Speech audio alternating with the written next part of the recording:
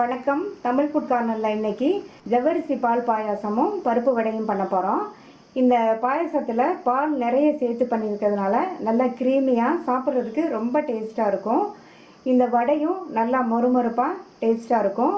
இது வரைக்கும் Tamil food corner சேனலை சப்ஸ்கிரைப் பண்ணாதவங்க சப்ஸ்கிரைப் பண்ணிவிட்டு பக்கத்தில் உள்ள பெல் பட்டனையும் கிளிக் பண்ணிக்கோங்க. இப்போ இந்த ரெண்டையும் எப்படி பண்ணுறதுன்னு பார்க்கலாம். பருப்பு வடைக்கு அரை கப் பட்டாணி பருப்பு எடுத்து வச்சுருக்கேன். பட்டாணி பருப்பு இந்த வடைக்கு நல்ல மொறுமொறுப்பு கொடுக்கும்.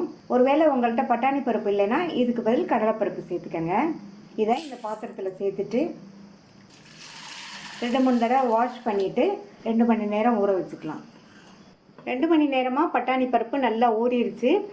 இதில் உள்ள தண்ணியை கம்ப்ளீட்டாக வடிச்சிடலாம். தண்ணி கொஞ்சம் கூட இல்லாமல் வடிச்சுக்கணும். அப்போ தான் வடை நல்லா கிறிஸ்பாக இருக்கும். இப்போ இந்த மிக்ஸி ஜாரில் 2 காஞ்ச மிளகாவை இந்த மாதிரி கட் பண்ணி சேர்த்துட்டு நம்ம ஊற வச்ச பருப்புலேருந்து கொஞ்சம் கொஞ்சமாக சேர்த்து நம்ம அரைக்கணும். மொத்தமாக சேர்த்து அரைக்கிறத விட இந்த மாதிரி கொஞ்சம் கொஞ்சமாக சேர்த்து அரைச்சா வடை நல்லா மொறுமொறுன்னு இருக்கும். நான் இப்போ கொஞ்சம் சேர்த்துருக்கேன். இப்போ இதை மிக்சியை ஸ்பீடாக ஓட விட்டு நைஸாக அரைச்சிடாமல் இந்த மாதிரி விப்பரில் போட்டு 4-5 சுற்றி எடுத்துக்கணும். 1-2 பருப்பு அரைப்படாமல் இருந்தாலும் பரவாயில்ல. அப்போ தான் வடை நல்லாயிருக்கும். அரைச்ச பருப்பை இந்த மிக்சிங் பவுலில் சேர்த்துட்டு மீதி உள்ள பருப்பையும் கொஞ்சம் கொஞ்சமாக சேர்த்து விப்பரில் போட்டு விட்டு அரைச்சிக்கலாம். எல்லா பருப்பையும் அரைச்சாச்சு. ஜவ்வரிசி பால் பாயசம் பண்ணுறதுக்கு 1/4 கப் ஜவ்வரிசி எடுத்திருக்கேன். அதை இந்த பவுலில் சேர்த்துட்டு வாஷ் பண்ணிவிட்டு அரை மணி நேரம் ஊற வச்சுக்கலாம். அரை மணி நேரம் ஆச்சு. ஜவ்வரிசி ஓரளவு ஊறி இருக்கு. இந்த பாயசத்துக்கு மாவு ஜவ்வரிசி எடுத்துக்கோங்க. அப்போ தான் டேஸ்ட்டு நல்லாயிருக்கும்.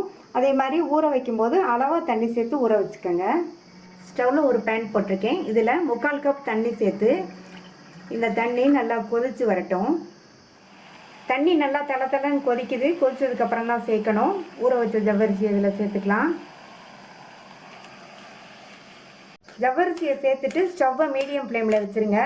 இந்த ஜவ்வரிசி பாதி அளவுக்கு வெந்து வரட்டும். வெந்து வரைக்கும் இந்த மாதிரி அடிக்கடி கலந்து கொடுக்கணும். இல்லைன்னா கடாயில் அடியில் போய் ஜவ்வரிசி தங்கிடும். இப்போ ஜவ்வரிசி பாதி அளவுக்கு வெந்திருக்கு.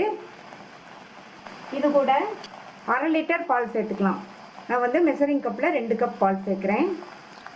நான் காய்ச்சி ஆற வச்சு தண்ணி சேர்க்காத திக்கான பால் சேர்த்துருக்கேன். பால் சேர்த்துட்டு நல்லா இந்த மாதிரி கலந்து கொடுத்துட்டே இருக்கணும். அப்போ தான் இந்த ஜவ்வரிசி கடாயில் போய் அடியில் செட்டில் ஆகாமல் இருக்கும். இந்த பாலோடு சேர்ந்து ஜவ்வரிசி நல்லா வெந்து வரட்டும். அப்போ பாதி அளவுக்கு தான் வெந்திருந்தது. இப்போ நல்லா ஃபுல்லாக வெந்து வர வரைக்கும் வேகட்டும். இந்த பாயசத்துக்கு அகலமான பாத்திரமாக எடுத்துக்கோங்க. பால் பொங்கி வரும்போது இந்த மாதிரி கலந்து கொடுத்தீங்கன்னா பொங்கி வராது. அதே மாதிரி சைடில் விழுகிற ஆடையெல்லாம் இந்த மாதிரி பாலோடையே சேர்த்து விட்டுருங்க. அப்போ தான் பாயசம் நல்லா க்ரீமியாக சாப்பிட்றதுக்கு நல்லா டேஸ்ட்டாக இருக்கும்.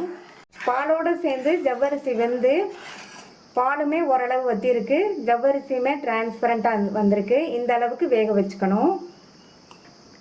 இப்போ ஸ்டவ்வை லோ ஃப்ளேமில் வச்சுட்டு இது கூட ஒரு 4 கட் பண்ண பாதாம் பருப்பு, ஒரு 10-12 போல் முந்திரி, 10-12 உலர்ந்த திராட்சை எல்லாத்தையும் சேர்த்து நல்லா கலந்து கொடுத்துடலாம். நம்ம சேர்த்த அந்த பாதாம் முந்திரி எல்லாம் வெந்துட்டுருக்கட்டும். சிம்மில் வச்சு 2 நிமிஷம் ஆச்சு. இப்போ இதில் 1/4 கப் சர்க்கரை சேர்த்துக்கலாம். இந்த பால் பாயசத்துக்கு 1/4 கப் சர்க்கரை கரெக்டாக இருக்கும். சர்க்கரை சேர்த்து நல்லா கலந்து விட்டுருங்க. இந்த சர்க்கரை மெல்ட் ஆகி வரும். இப்போ சர்க்கரை மெல்ட் ஆயிடுச்சு. சர்க்கரையோடு சேர்ந்து ஒரு 2 நிமிஷத்துக்கு இருக்கட்டும். ஸ்டவ் சிம்மிலேயே இருக்கட்டும். இப்போ ஸ்டவ் ஆஃப் பண்ணிடலாம். நல்லா க்ரீமியாக டேஸ்டான ஜவ்வரிசி பால் பாயாசம் ரெடி ஆயிடுச்சு. இப்போ இது கூட ஒரு மீடியம் சைஸ் வெங்காயம் பொடியாக கட் பண்ணது, கருவேப்பிலை இலைகள் பொடியாக கட் பண்ணி சேர்த்துக்கோங்க. அடுத்து பொடியாக கட் பண்ண கொத்தமல்லி இலைகள், 1/4 டீஸ்பூன் பெருங்காய பவுடர், இதுக்கு தேவையான அளவு உப்பு. இதில் காரத்துக்கு பருப்பு அரைக்கும் போது 2 காஞ்ச மிளகாய் சேர்த்து அரைச்சிருக்கேன். அந்த காரமே கரெக்டாக இருக்கும். அதனால் நான் பச்சை மிளகாய் எதுவும் சேர்க்கலை. நீங்கள் விருப்பப்பட்டீங்கன்னா ஒரு பச்சை மிளகாய் கட் பண்ணி சேர்த்துக்கங்க. இப்போ எல்லாம் ஒன்றா மிக்ஸ் ஆகுற மாதிரி நல்லா பிசைஞ்சிடலாம். எல்லாம் ஒன்றா மிக்ஸ் ஆகிற மாதிரி இந்த மாதிரி பிசைஞ்சிட்டு இதை வந்து உங்களுக்கு எந்த சைஸ்க்கு வேணுமோ அந்த சைஸ்க்கு வந்து உருண்டையாக உருட்டி உருட்டி வச்சுக்கலாம். நான் வந்து இந்த அளவு எடுத்திருக்கேன். இந்த மாதிரி உருட்டி வச்சிட்டோம்னா நமக்கு வடை போடும்போது தட்டி போடுறதுக்கு ஈஸியாக இருக்கும். இதே மாதிரி எல்லாத்தையும் உருட்டி வச்சிடலாம். எல்லா மாவையும் உருண்டைகளாக உருட்டி வச்சாச்சு. இப்போ வடையை போட்டு எடுத்துடலாம். பேனில் எண்ணெய் விட்டு நல்லா சூடாகிடுச்சு. நம்ம ரெடி பண்ணி வச்ச உருண்டையை ஒவ்வொன்றா எடுத்து இந்த மாதிரி உள்ளங்கையில் வச்சுக்கோங்க. வச்சுட்டு நல்லா இந்த மாதிரி லைட்டாக ஒரு ப்ரெஸ் கொடுத்துட்டு இந்த ஓரங்கள்லாம் நல்லா லெவல் பண்ணிக்கணும். லெவல் பண்ணிவிட்டு எண்ணெயில் சேர்த்துடலாம்.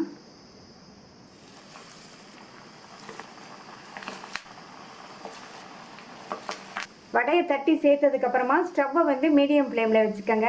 ஹை ஃப்ளேமில் வச்சிங்கன்னா மேலே வந்து வெந்த மாதிரி இருக்கும், உள்ளே வந்து மாவாக இருக்கும். சிம்மில் வச்சிங்கன்னா வடையை வந்து எண்ணெய் சுற்றிக்கும். இப்போ தட்டி போட்டு 1 நிமிஷம் கிட்ட ஆச்சு. ஒவ்வொரு வடையாக பிரட்டி போட்டுக்கலாம்.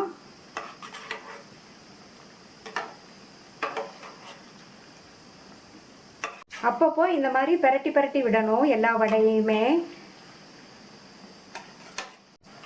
நல்லா கோல்டன் ப்ரௌன் வர வரைக்குமே இந்த மாதிரி பிரட்டி பிரட்டி கொடுக்கணும். அப்போ தான் வந்து வடை வந்து நல்லா மொறு மொறுன்னு சாப்பிட்றதுக்கு நல்லா டேஸ்ட்டாக இருக்கும். வடை வந்து நல்லா கோல்டன் ப்ரௌனில் வந்துருச்சு. இப்போ எடுத்தால் கரெக்டாக இருக்கும். இது வந்து ரொம்ப நேரத்துக்கு நல்லா மொறுமொறுப்பாகவே இருக்கும். எடுத்துடலாம்.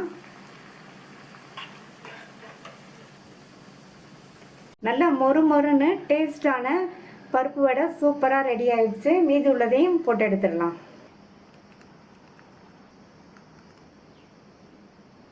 கார்னிஷிங்காக மேலே கொஞ்சமாக பாதாம் பீசஸ் வச்சிடலாம்.